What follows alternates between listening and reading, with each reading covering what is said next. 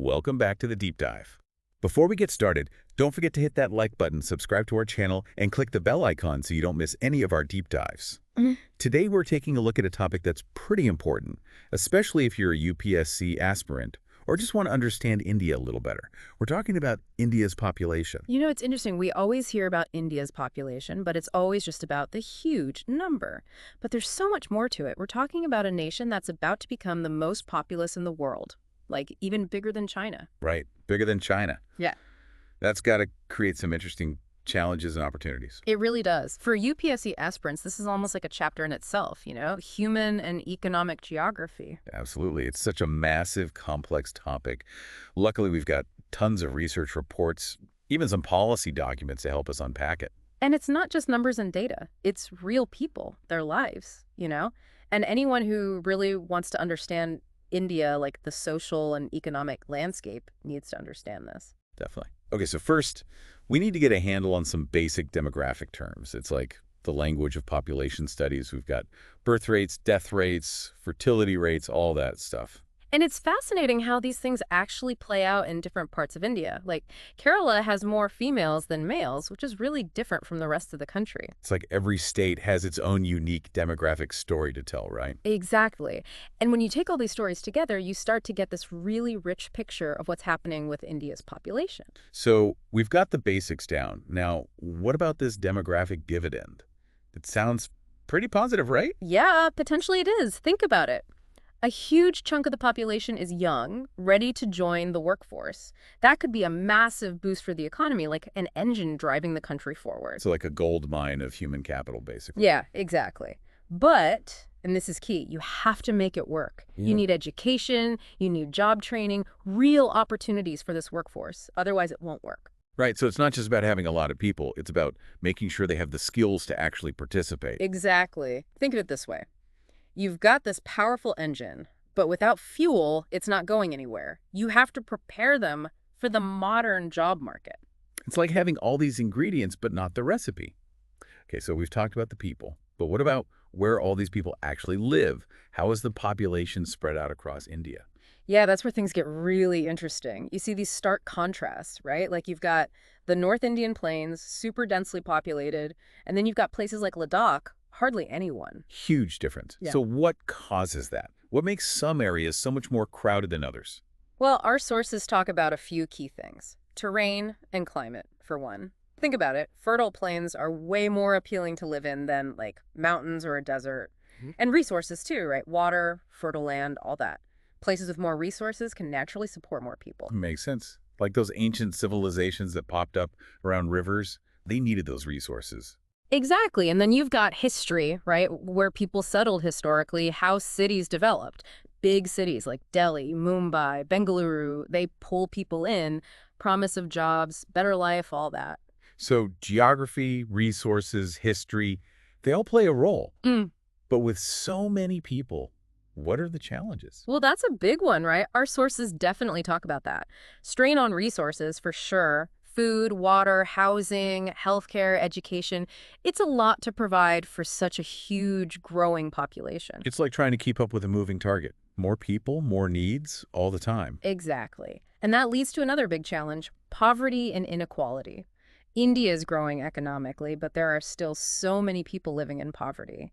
And when wealth isn't distributed evenly, it just makes these population pressures even worse. It's not just about the sheer number. It's about making sure everyone has what they need, the opportunities. Right. And then there's jobs. Creating enough jobs, that's huge. And even when there are jobs, sometimes the skills don't match up. Like, people need training for the jobs that are available. It's like you've got all the pieces, but can't put them together. Exactly. Investing in education, skills development, that's key.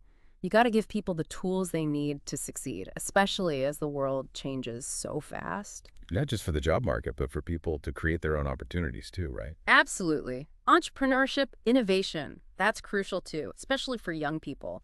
Give them the support to take risks, be creative. So India has had to get creative too, right? Yeah. With policies and stuff to address all these challenges. Oh yeah, for a long time. Family planning programs, for example, that's a big one. Right. And it's not just about limiting birth. It's about giving people, especially women, control over their own lives, their families. Exactly. And those programs have changed over time, too, moving away from just controlling population to a more holistic approach, focusing on healthcare and reproductive rights. Our sources mention the National Population Policy of 2000. They highlight that as a big deal. Yeah, that was a big shift. Voluntary healthcare services, setting goals for stabilizing the population. It was a big moment.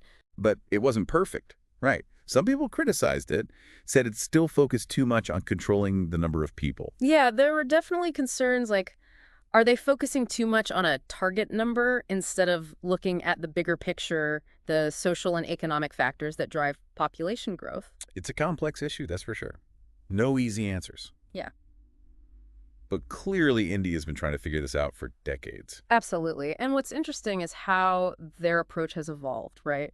From a top-down approach to something more collaborative, involving communities, individuals in the decision-making. So it's not just about numbers, it's about people, their choices, their lives. Exactly. And when you're talking about policies like this, you got to make sure they're inclusive, fair. Consider everyone, especially marginalized communities, women, vulnerable groups. They need to benefit too. Everyone should benefit, right? Yeah. That brings us back to this idea of a demographic dividend.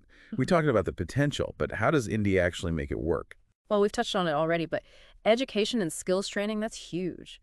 Invest in good quality education at all levels, from primary school all the way up. That's what our sources emphasize. Give people the tools to navigate this rapidly changing world. Right. And not just traditional academic stuff, but vocational training, entrepreneurship, those soft skills like communication, problem solving. Prepare people for a wider range of opportunities, not just the traditional 9 to 5. Exactly. Healthcare is essential too.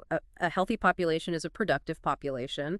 Access to quality healthcare, especially in rural areas, that's got to be a priority. Making sure people are healthy enough to work, contribute. Yeah, and investing in preventive healthcare, public health measures, all that. Immunizations, sanitation, promoting healthy lifestyles. So it's a multifaceted approach, addressing both immediate and long-term health needs. Absolutely. And of course, you need jobs. You can have great education, healthcare, but without jobs, that demographic dividend doesn't mean much. So this is where government policies and initiatives really come into play. Exactly. Things like Make in India, right? Promoting domestic manufacturing, and Startup India, supporting entrepreneurship. So creating an environment where both large-scale industries and small businesses can thrive. Exactly. And don't forget about attracting foreign investment, opening up global trade opportunities. Okay, so we've got education, healthcare, jobs.